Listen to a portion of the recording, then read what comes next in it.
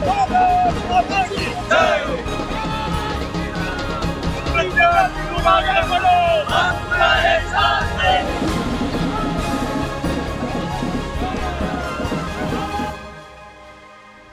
जो बेल्ट मारते थे, पूरा नर्वस सिस्टम ढीला पड़ जाता था, सुन्न पड़ जाते थे, और ये दिन और रात भूखते थे। मैं आपके सामने अपनी पीड़ा नहीं बता रही हूं, लेकिन इतना कह रही हूं कि और कोई बहन आज के बाद कभी भी इस पीड़ा का सामना न कर सके। कोई बहन आज के बाद इस पीड़ा का सामना ना कर सके। तारीख थी 19 अप्रैल 2019, जब साध्वी प्रज्ञा अपनी पीड़ा बताते हुए रो पड़ी। कभी भी इस पीड़ा का सामना न कर सके। आपको सुनाएंगे साध्वी प्रज्ञा की जुबानी 3rd डिग्री टॉर्चर की पूरी कहानी। लेकिन उससे पहले ये सुनिए कि मालेगांव केस में आज साध्वी प्रज्ञा ने अदालत के सामने क्या कहा। मुझे 13 दिनों तक टॉर्चर किया गया, इतना अपमान सहन किया। मैं सन्यासी जीवन जी रही थी। हमें आतंकवादी बना दिया गया।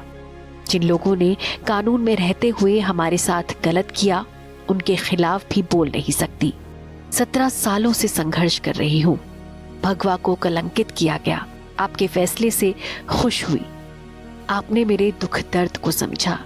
ये केस मैंने नहीं जीता, ये भगवा की जीत हुई है। हिंदुत्व की विजय हुई। मेरा जीवन सार्थक हो गया। जिन लोगों ने हिंदू आतंकवाद कहा, जिन लोगों ने भगवा आतंकवाद कहा, उनको दंड मिलेगा। तो जिन लोगों ने भगवा आतंकवाद कहा था, उन्हें दंड मिलेगा। ये बयान है साध्वी प्रज्ञा ठाकुर का। मालेगांव ब्लास्ट केस में 17 साल के बाद एनआईए की स्पेशल कोर्ट ने बीजेपी की पूर्व सांसद प्रज्ञा सिंह ठाकुर को बरी कर दिया है। कोर्ट ने प्रज्ञा सिंह ठाकुर और लेफ्टिनेंट कर्नल प्रसाद पुरोहित समेत सभी 7 आरोपियों को आज बरी किया और कहा कि उनके खिलाफ कोई विश्वसनीय और ठोस सबूत नहीं मिले हैं। कोर्ट ने यह भी कहा कि आतंकवाद का कोई धर्म नहीं होता, लेकिन अदालत सिर्फ धारणा के आधार पर दोषी नहीं ठहरा सकती है। 17 साल से मालेगांव केस में फैसले का इंतजार था। मालेगांव बम धमाके में 6 लोग मारे गए थे और कुल मिलाकर 101 लोग घायल हुए थे। 15 साल तक ये ट्रायल चला। इस दौरान 4 बार जज भी बदले गए। 323 गवाहों के बयान दर्ज हुए। 40 से ज्यादा गवाह अपनी गवाही से इस दौरान पलट भी गए। इस बीच 25 गवाहों की मौत भी हो गई और आखिरकार आज सबूतों के अभाव में सभी 7 आरोपी बरी कर दिए गए।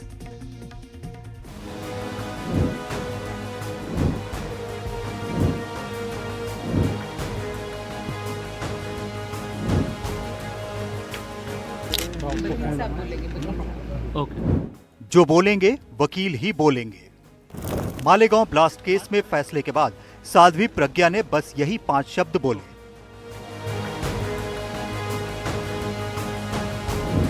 लेकिन 6 साल पहले साध्वी प्रज्ञा ने जिन शब्दों में अपने टॉर्चर की कहानी सुनाई थी, वो बहुत भारी, खौफनाक और हैरान करने वाले थे। आज आपको एक एक करके वो 3rd डिग्री टॉर्चर की पूरी कहानी खुद साध्वी प्रज्ञा की जुबानी सुनाएंगे। लेकिन पहले आज की बात। मालेगांव ब्लास्ट केस में गुरुवार को जब एनआईए स्पेशल कोर्ट ने फैसला सुनाया, तब कोर्ट रूम खचाखच भरा हुआ था। फैसले के लिए 11 बजे का वक्त तय था, लेकिन सभी आरोपी 10 बजे से ही कोर्ट में आना शुरू हो गए थे। थोड़ी देर में केस की मुख्य आरोपी प्रज्ञा सिंह ठाकुर को बुलाया गया। वो विटनेस बॉक्स में पहुंची। जिस वक्त जज A.K. लाहौटी फैसला पढ़ रहे थे, वो वहीं मौजूद रहीं। पूरे ऑर्डर को सुनती रहीं। कोर्ट में साध्वी प्रज्ञा ठाकुर अपनी बात रखते हुए रो पड़ी। हमने उनके वकील JP मिश्रा से पूछा कि साध्वी रोई क्यों। इसके जवाब में उन्होंने जो कहानी सुनाई वो बहुत खास है। कोर्ट से बरी हो गई, लेकिन समाज जो सम्मान की दृष्टि से देखना चाहिए, उस दृष्टि से नहीं देखता है। आपको एक उदाहरण बताऊं, इस केस में आरोपी नंबर 7 के खिलाफ तो चार्ज भी नहीं फ्रेम हुआ, राकेश धावड़े। उसकी वाइफ कोर्ट में गवाही देते थे, बॉक्स में गिर गई। कोर्ट ने पूछा क्या बात है, बोले मेरे 5 साल के बच्चे का एडमिशन लेने के लिए जाती हूँ, मेरे हस्बैंड को डिस्चार्ज हो गया है, फिर भी स्कूल में एडमिशन नहीं मिलता है क्योंकि उसके बाप का नाम राकेश दावड़े है। साध्वी प्रज्ञा के वकील अपमान के किस घूंट की बात कर रहे हैं? साध्वी प्रज्ञा ने खुद वो कहानी सुनाई थी कि कैसे उन्हें जेल में यातना दी गई। जब मुझे लेकर के गए गैर कानूनी तरीके से 13 दिन तक रखा, पहले ही दिन बिना कुछ पूछे हुए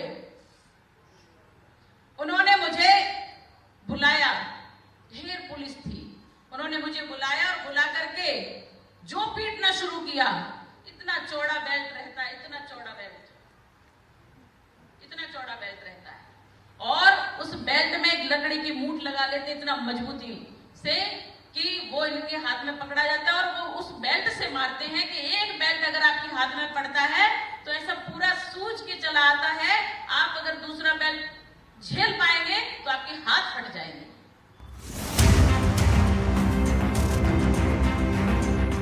कोर्ट में जज लाहोटी ने कहा कि धमाका तो हुआ, लेकिन यह साबित नहीं हुआ कि बम मोटरसाइकिल में रखा गया था। यह भी साबित नहीं हुआ कि मोटरसाइकिल साध्वी प्रज्ञा के नाम से थी। इस बात को साध्वी प्रज्ञा के वकील ने विस्तार से समझाया। घर पर मिलने की बात नहीं, वो तो मालेगांव के जहाँ घटना हुआ वहाँ बाइक थी, वो उनका एटीएस का कहना है ये साध्वी की बाइक थी, क्योंकि बहुत साल पहले उनके पास एक एलएमएल मोटरसाइकिल थी, वहाँ एलएमएल मिल गया इसलिए वो साध्वी की बाइक है। लेकिन बाइक करने के लिए साध्वी की बाइक है, उसका रजिस्ट्रेशन नंबर, उसका चेसिस नंबर, उसका इंजन नंबर, उसका खरीदने का कोई भी प्रूफ तो उनको देना पड़ेगा ना, लेकिन कोई भी प्रूफ नहीं दिया, इसलिए कोर्ट ने बोला वो साध्वी की बाइक थी, प्रोसिक्यूशन नहीं प्रूफ पाया। वो साध्वी के कब्जे में थी, प्रोसिक्यूशन नहीं प्रूफ पाया। साध्वी किसी भी कंस्पिरेसी की मीटिंग में फरीदाबाद या भोपाल में हाजिर थी, इसको नहीं प्रूफ पाया। तो क्या साध्वी प्रज्ञा को उस अपराध की सजा मिली जो उन्होंने किया ही नहीं? 6 साल पहले खुद साध्वी प्रज्ञा ने पुलिसिया टॉर्चर की जो कहानी बताई थी, जरा उसे सुनिए। ये जो बेल्ट मारते थे, पूरा नर्वस सिस्टम ढीला पड़ जाता था, सुन्न पड़ जाते थे और ये दिन और रात पीटते थे। मैं आपके सामने अपनी पीड़ा नहीं बता रही हूँ, लेकिन इतना कह रही हूँ कि और कोई बहन आज के बाद कभी भी इस पीड़ा का सामना न कर सके। बाल्टी में गर्म पानी लाते थे, उसमें नमक डालते थे, हमारे हाथों में उसको डुबोते थे, हमारे हाथों को उसमें डुबोते थे, जमीन पर कुटवाते थे जिससे वो थोड़े मुलायम होते थे 1-8 घंटे में, और फिर पीटना शुरू करते थे। साध्वी प्रज्ञा जिस टॉर्चर के बारे में बता रही हैं, वो कल्पना से भी परे है। उन्हें कई दिनों तक खाना नहीं दिया गया, बेल्ट से पिटाई की गई।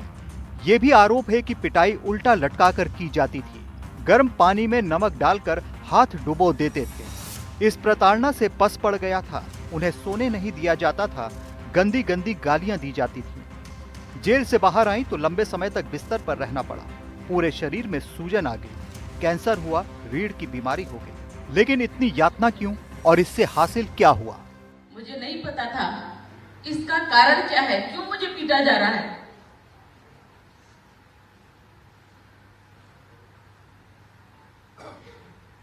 उसका कारण सिर्फ इतना था, जो मुझे बाद में पता चला कि वो कहलवाना चाहते थे कि तुमने एक विस्फोट किया है और मुस्लिमों को मारा है।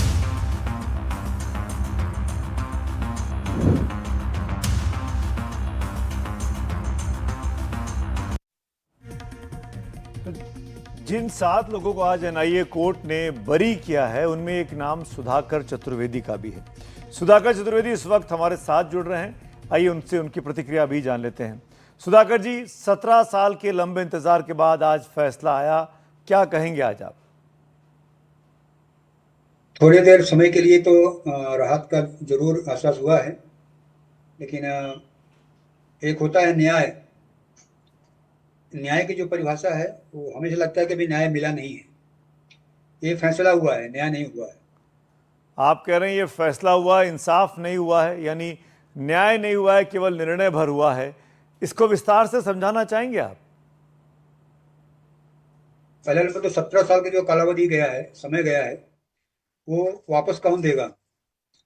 हमारी जो युवावस्था, हमारी जो अवस्था उम्र गई, हमारा समय गया, हमारा पूरा परिवार बर्बाद हुआ, सामाजिक बर्बाद हुआ, बदनामी हुई, आतंकवादी लोग बोले, भगवा आतंकवादी बोले, क्या क्या नहीं बोले, उसको हम कैसे डिफेंस करेंगे? अभी हमारे पास क्या है? एक बात। दूसरी बात, एनआईए के चार्जशीट में page number 40 para number 3, NIA ने जो आरोप पत्र दिया उसमें स्पष्ट लिखा है कि सुधाकर चतुर्वेदी के घर में एटीएस ने बम प्लांट किया है। ऐसा एनआईए के आरोप पत्र में है। मैं आरोप पत्र का पैरा और पेज बता रहा हूं। उस चीज को आज माननीय न्यायालय ने सटीक उत्तर दे दिया, उसमें मेंशन कर दिया है कि सुधाकर चतुर्वेदी का घर जो है वो वहां साजिश हुई है, वहां प्लांट किया गया है। तो कौन प्लांट किया है, साजिश किसने किया है, ये तो न्याय बाकी है ना। तो अभी जो आज फैसला आया है ये तो न्याय नहीं हो सकता है ना। हम छूट गए तो कहाँ जाएं? अभी तो न घर है, न परिवार है, न साथ कोई नहीं है, तो कहाँ जाए? कौन बताएगा? किसकी जिम्मेदारी है? उत्तर जाए, पश्चिम जाए, दक्षिण जाए, पूर्व जाए, आत्महत्या करें, कहाँ जाए? क्या कौन बताएगा इस चीज को? इसलिए मेरा मानना है कि भाई न्याय नहीं हुआ है। जो माननीय न्यायालय ने बोला है कि साजिश हुई है, साजिश किसने किया है, इसके पीछे कौन है, जब तक ये इंक्वायरी नहीं होती, सामने नहीं आता है, तब तक न्याय नहीं है। हाँ, फैसला जरूर हो गया है कि मैं निर्दोष हूं। जी सुधाकर जी, इस कांड में जो आज से 17 साल पहले हुआ, ब्लास्ट में 6 लोग मारे गए, वो भी निर्दोष थे। इस ब्लास्ट में उनकी जान चली गई। अब उनके परिजन, जो खबर आ रही है आज निकल के, उनके परिजन इस फैसले के खिलाफ ऊपरी अदालत जाने का मन बना रहे हैं, हाई कोर्ट, सुप्रीम कोर्ट तक। बिल्कुल बिल्कुल बिल्कुल बिल्कुल बिल्कुल उनका हक है, उनको जाना चाहिए, जाएंगे। वो विक्टिम है, वो पीड़ित हैं, इसमें कोई दो राय नहीं है। लेकिन इसके पीछे जो साजिश हुई है, हम तो अपनी पीड़ा बताएंगे ना। हमारी जो पीड़ा हुई है, हम तो बेगुनाह है ना, हम तो निर्दोष हैं। हम तो वन टाइम्स बोल रहे हैं हम निर्दोष हैं। अब किसी समय नहीं आया, 17 साल बाद समझ में आया सरकार को भी, या न्यायालय को भी, या समाज को भी निर्दोष हैं। हम तो वन टाइम्स बता रहे हैं निर्दोष हैं। हमारी बात किसी ने सुनी नहीं है। हमारे पिटीशन है, हमारे को भी कितने अर्जियां पड़ी हैं, कितने कंप्लेंट हैं, कितने टॉर्चर हुए हैं, नार्को हुआ, दुनिया भर, हम तो सबसे चला रहे हैं, कोई सुना नहीं है। तो हम तो हमारी पीड़ा बात करेंगे ना। जी चलिए, सुधाकर चतुर्वेदी जी, एनडीटीवी इंडिया से बात करने के लिए बहुत बहुत शुक्रिया, धन्यवाद। आगे बढ़ते हैं, इसी खबर का और पहलू पर नजर डालते हैं। मालेगांव धमाकों के बाद ही पहली बार भगवा आतंकवाद शब्द सुर्खियों में आया था और तभी से इस मुद्दे पर कांग्रेस को घेरा जाता है। आज मालेगांव ब्लास्ट पर फैसला आने के बाद बीजेपी कह रही है कि भगवा आतंकवाद का झूठ अब पूरी तरीके से ध्वस्त हो चुका है।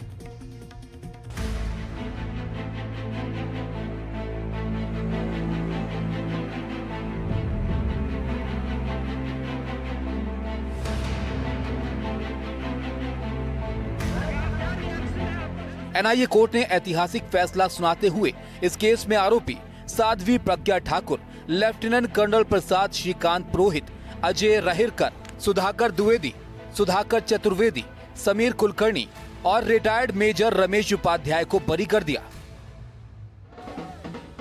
मालेगांव ब्लास्ट केस में एनआईए कोर्ट ने कहा कि आतंकवाद का कोई धर्म नहीं होता और कोई धर्म हिंसा की वकालत नहीं करता।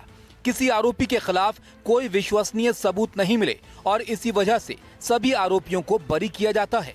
कानून में सजा देने के लिए सिर्फ नैतिक आधार नहीं बल्कि मजबूत सबूत जरूरी होते हैं। 17 सालों तक अदालत में चले इस मामले में 3 जांच एजेंसियां बदली, 4 जज बदले, 40 गवाह अपने बयान से पलटे। वहीं सुनवाई के दौरान 25 गवाहों की मौत हो गई, 323 गवाहों के बयान दर्ज किए गए और 10,840 दस्तावेज पेश हुए। कोर्ट के फैसले के बाद प्रज्ञा ठाकुर की बहन ने खुशी जताई। 17 साल बाद इसका जो डिसीजन आया है उससे हम सभी प्रसन्न हैं, परंतु 17 सालों तक हम लोगों ने जो संघर्ष किया, जो प्रताड़ना झेली है, वो अवर्णनीय है। किसी भी परिवार को जब 17 साल तक इनडायरेक्ट वे में जो प्रताड़ित किया जाता है, वो यूपीए सरकार का काम था। उन्होंने हम सामाजिक, आर्थिक, शारीरिक सभी तरह से हम लोग परेशान हुए। हमारे काम धंधे खत्म हो गए, हमारे आर्थिक स्थिति खराब हो गई, हम समाज के सहयोग से अपने बालक को पढ़ाते हैं। ये सारी परिस्थितियां जो मेरा बिजनेस था, मेरे पति की नौकरी थी, ये सारी चीजें खत्म हो गई। परंतु हमारे पक्ष में न्याय जो डिसीजन आया है वो सत्य का डिसीजन है, वो सनातन का डिसीजन है, वो न्याय है, जिससे हम सभी सनातनी, भारतवर्षी, हिंदू सभी, पूरा देश और विदेशों में भी रहने वाले लोग बहुत प्रसन्न हैं। इस राष्ट्र ने मुझे सेवा करने का मौका इसके पहले दिया, बेल पर आने के बाद भी दिया, और परमात्मा की मैं बहुत बहुत धन्यवाद देता हूं कि इसके बाद भी वो मुझे मौका दे रहा है, एक निर्दोष निकलने के बाद। एनआईए कोर्ट के फैसले के बाद बीजेपी ने भगवा आतंकवाद को लेकर कांग्रेस को घेरा। मालेगांव ब्लास्ट मामले में जो कोर्ट का फैसला आया है, उस पूरे में स्पष्ट रूप से कहा गया है, जो बातें अभी तक आई हैं, कि किसी भी एक्यूज के खिलाफ कोई पर्याप्त सबूत नहीं है और प्रोसिक्यूशन अपना केस प्रूव नहीं कर सकी। ये कांग्रेस पार्टी की एक सोची हुई रणनीति थी, मैं आपसे कहना चाहता हूं, शुद्ध वोट बैंक पॉलिटिक्स के लिए, और ये कॉन्स्पिरेसी एक्सपोज हुई, धराशायी हुई। इस पर हमें संतोष भी है और खुशी भी है। हाँ, फैसला हमने देखा, बहुत आश्चर्यजनक है, और ये फैसला है, इंसाफ नहीं है। इंसाफ की बाट जो रही हैं वो आत्माएं, वो रूहें जो इस जघन्य आतंकवादी घटना में मारी गई थी। मुझे लगता है कि मौजूदा सरकार ने कहीं ना कहीं से एनआईए ने पैरवी को कमजोर किया, जिसका परिणाम इस फैसले की शक्ल में आया। न्याय नहीं हुआ है। मुझे यकीन है कि एनआईए बिना किसी सरकारी दबाव के ऊंची अदालत में जाएगी और जो दोषी हैं उनको सजा दिलाने का काम करेगी, तभी शायद उन मृतात्माओं की रूहों को सुकून मिलेगा। दरअसल मालेगांव धमाकों के बाद पहली बार भगवा आतंकवाद शब्द को सुर्खियां मिली।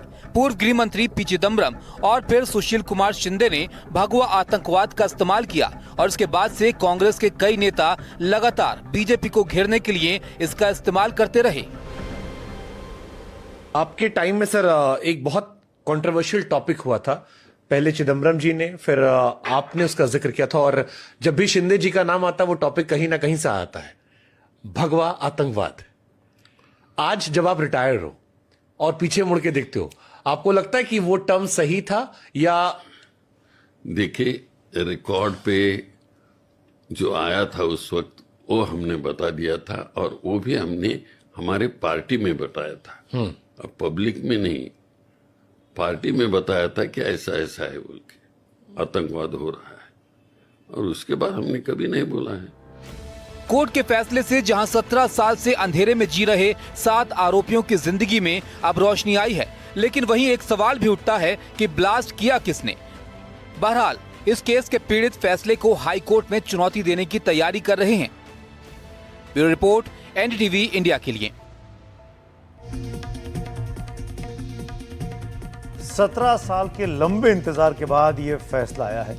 पूरी एक पीढ़ी बदल चुकी है। उस जमाने के नेताओं का दौर एक बार फिर आज की तारीख में लौटा है। अभी आप सुशील कुमार शिंदे को सुन रहे थे, और अब मेरे साथ उमा भारती जी जुड़ रही हैं, जो इस मामले में बीजेपी की नेता हैं। आप सब जानते हैं, उमा भारती जी खुद भगवा पहनती हैं, भगवा को मानती रही हैं। उमा जी, मेरा पहला सवाल जो आपसे, मैं बहुत कम समय है मेरे पास, जो एक चीज़ जानना चाहूँगा, आज जब ये फैसला आपने सुना तो हमको ये पता चला कि फैसला सुनते ही आपकी आंखों में भी आंसू आ गए थे। अरे मैं आपको क्या बताऊं, मैं 1-2 घंटे तो कमरे से नहीं निकली, क्योंकि मैं बोल नहीं सकती थी, मेरा गला बंद हो चुका था, आवाज़ नहीं निकलनी थी मेरी, क्योंकि मैंने क्या देखा था, प्रज्ञा के बारे में जो सुना था। प्रज्ञा ने नहीं बताया था, महाराष्ट्र पुलिस के एक अधिकारी ने मुझे दिल्ली में बताया था कि प्रज्ञा पर क्या गुजरी है, कर्नल पुरोहित पर क्या गुजरी है। तो मैं प्रज्ञा को मिलने गई, क्योंकि मैं एक महिला हूँ तो मुझे अधिकार मिल गया मिलने का, नासिक जेल में। और जब मैं मिलने गई तो मैंने प्रज्ञा से पूछा कि जो सुना क्या ये सब सही था, तो उन्होंने कहा हाँ सब सही था। उस समय को मैं कभी भूल नहीं सकती हूँ कि मैं उस समय कितना दुखी हुई, कितना रोई, और मैं कुछ नहीं ले जा सकी जेल मैनुअल के भय से। लेकिन वो मेरे लिए एक माला, मिठाई का एक पैकेट, जो कैदियों को जो थोड़े पैसे मिलते हैं उसके आधार पर, और एक शॉल रखे हुए थी, उसने मेरे आंसू पोंछे। मैं उसको भूल नहीं सकती, उसकी शक्ति को, मुझे दुर्गा जैसी लगी थी वो। इसलिए मुझे, आप यकीन नहीं कर सकती हैं कि मैं आज जैसे ही मेरे को एक न्यूज़ चैनल से खबर आई कि आप इस पर कुछ बोलेंगे, तो मैं थोड़ी देर सनाके में आ गई कि मैं कैसे बोलूं। मेरी नज़र में तो हमेशा ही बेकसूर थे। कसूरवार तो वो हैं जिनने भगवान आतंकवाद शब्द बोला, जिनने हितू आतंकवाद शब्द बोला। मैं चाहती हूँ कि अब उनको सजा मिलनी चाहिए, उनकी सजा मुकर्रर होनी चाहिए। चलिए आगे बढ़ते हैं। अगर सभी आरोपी बरी हो गए तो क्या ब्लास्ट किसी ने भी नहीं किया? सवाल है कि मालेगांव में ब्लास्ट किया किसने? इस पूरे मामले में कोर्ट ने फैसले के वक्त जो बातें कही उसे भी समझने की जरूरत है। कुल 11 पॉइंट्स हैं जिनसे आप कोर्ट की इन बात को बहुत आसानी से समझ सकते हैं। धमाका तो हुआ, लेकिन यह साबित नहीं हो सका कि बम मोटरसाइकिल में ही लगाया गया था।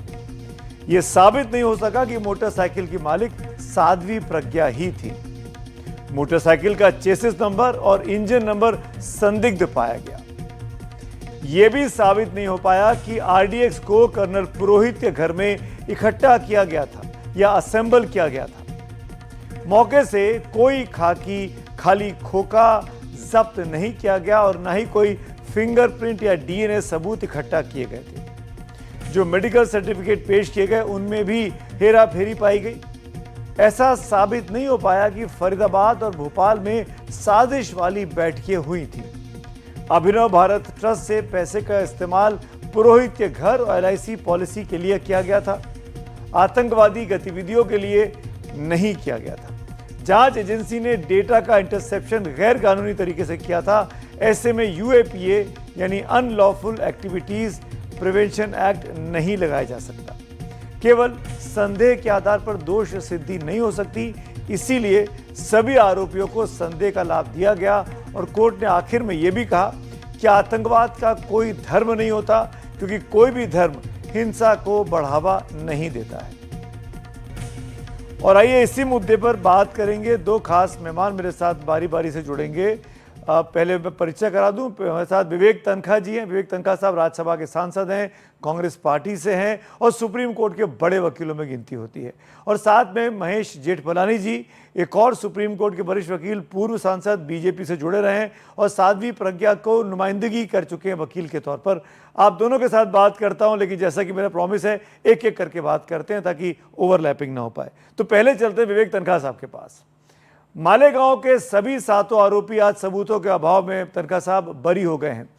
अब आपकी क्या प्रतिक्रिया है? मुझे ये समझ नहीं आ रहा कि अगर इतना अभाव था एविडेंस का, तो इतने दिन जो ट्रायल चलता रहा, तो क्या प्रोसिक्यूशन को ये बात समझ नहीं आ रही थी क्या कि हम गैप्स को फिल नहीं कर पा रहे हैं?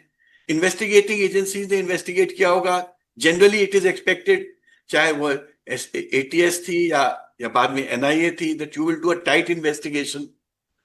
तो मैं इस पूरे जो सिस्टम है ऑफ एडमिनिस्ट्रेशन ऑफ जस्टिस, जिसमें आज क्वेश्चन मार्क आ रहे हैं इन्वेस्टिगेटिंग एजेंसीज पे, प्रोसिक्यूटिंग एजेंसीज पे, और 17 साल तक ट्रायल कोर्ट में चलता है और फिर आप किसी को बरी कर देते हो। मैं मालेगांव की खाली बात नहीं कर रहा हूं, ये बॉम्बे ब्लास्ट में भी ये हुआ। मैं तो निठारी की भी बात कर रहा हूं। मैंने 2011 में निठारी का केस आर्ग्यू किया था as additional solicitor general of India और डेथ सेंटेंस कंफर्म कराई थी। जी तनखा साहब, आपने मुंबई के साथ, मालेगांव के साथ मुंबई और निठारी की बात भी की। 180 लोग मुंबई ट्रेन धमाकों में मारे गए, 6 लोगों की मौत मालेगांव में हुई थी। निठारी में भी कई बच्चों का मर्डर किया। लेकिन इन तीनों मामलों में जितने पुराने लोग थे सब बारी बारी से बरी होते गए, सबूतों के अभाव में ज्यादातर जगहों पे।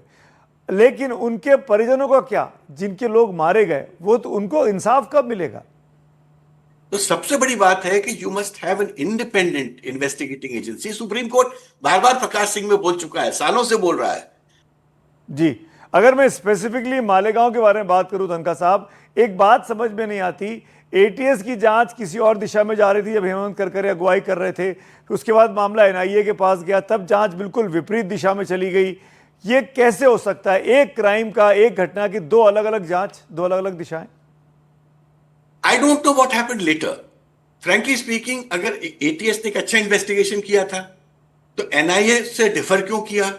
और एनआईए के वो कौन ऑफिसर्स थे जो इसमें डिफर कर रहे थे और किस कारण से कर रहे थे? जब तक मैं इस पूरी एविडेंस को पढ़ नहीं लूंगा, समझ नहीं लूंगा, क्योंकि मैंने इसको पढ़ा नहीं है, और जजमेंट भी जो आया उसको मैंने पढ़ा नहीं है, तो मैं इस पर कमेंट नहीं कर सकता। मगर मेरे को ये जरूर महसूस हो रहा है कि इस प्रकार का conflict between two investigative agencies होनी ही नहीं चाहिए। जी तनखा साहब, इस केस में सभी 7 आरोपियों को 17 साल उनके जीवन के भी बर्बाद हो गए, उनके साथ भी ज्यादती हुई। ऐसा ना इंसाफ ना हो, ऐसी दिक्कतें ना हो, पीड़ित जो है उनके परिवारों को इंसाफ मिले, ये कैसे संभव है हमारे सिस्टम में? आप तो सांसद भी हैं, क्या आप कोई सुझाव दे सकते हैं? आजकल क्या होता है, जितने जो सरकारी वकील अपॉइंट होते हैं वही तो प्रोसिक्यूटर्स होते हैं, और उनको कौन अपॉइंट करता है? पॉलिटिकल गवर्नमेंट्स अपॉइंट करती हैं। इंडिपेंडेंट अपॉइंटमेंट्स कहां हो पा रहे हैं इस देश में? एंड जब इंडिपेंडेंट अपॉइंटमेंट्स नहीं होंगे तो आप how do you expect independent results? यही प्रॉब्लम है कि जब तक हम अपने सिस्टम्स को पॉलिटिक्स से इंसुलेट नहीं करेंगे, विक्टिम्स इस देश में सफर करते रहेंगे। तो पॉलिटिक्स से अलग करना पड़ेगा इन्वेस्टिगेटिव एजेंसीज को। तनखा साहब के बाद अब मैं चलना चाहूँगा महेश जेठमलानी जी के लिए। जेठमलानी साहब, आपने ये थ्योरी, अगर मुझे ठीक से याद है, आप पैरवी कर रहे थे साध्वी प्रज्ञा की, उनको बेल दिलाने के लिए उन दिनों में, आपने ये थ्योरी सैफरन टेरर वाली को आपने ये कहा था कि सैफरन टेरर को स्थापित करने के लिए ही मालेगांव के ब्लास्ट में इन तमाम लोगों को फंसाया गया। साध्वी प्रज्ञा जो जिसके आप वकील थे वो भी इसमें फंसाई गई। आज जब ये फैसला आया, सब लोग बरी हो गए सबूतों के अभाव में, आज आप क्या कहेंगे?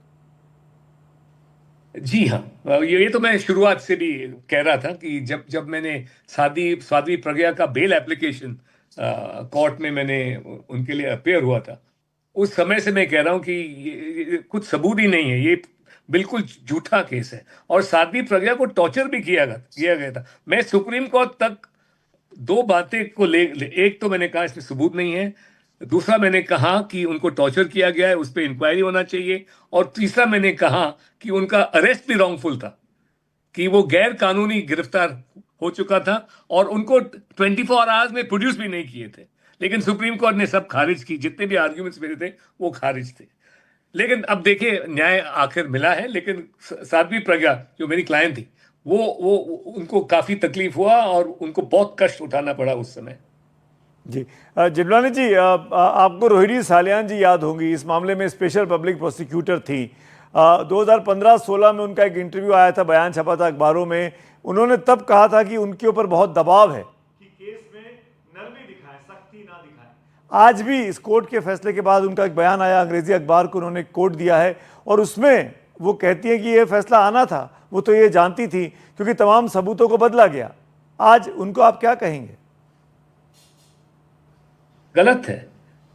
शुरुआत से ही आप यदि गलत मुजरिम को उठाते हैं, और इसलिए उठाते हैं, गलत मुजरिम को इसलिए उठाते हैं क्योंकि के खिलाफ इल्जाम लगाते हैं केस में, क्योंकि आपको एक पॉलिटिकल नैरेटिव को पेश करना है कोर्ट में कि हिंदू टेररिज्म, जो आपके उस समय के पॉलिटिकल मास्टर्स का फेवरेट थीम था, यदि वो आपका मकसद है तो इन्वेस्टिगेशन फेल होना ही है।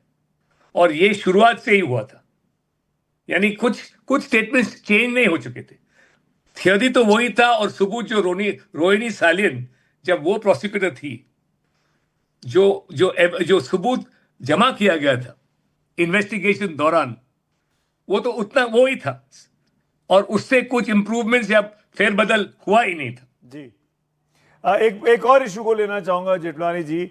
6 लोग मारे गए थे मालेगांव ब्लास्ट में, इनको कैसे इंसाफ मिलेगा? इनके परिजनों को कब इंसाफ मिल पाएगा? देखिए, justice delayed is justice denied, ये एक पुराना क्लीशे है हमारे लीगल सिस्टम में। और अब इनको न्याय पहुंचाना एक बहुत मुश्किल बात है।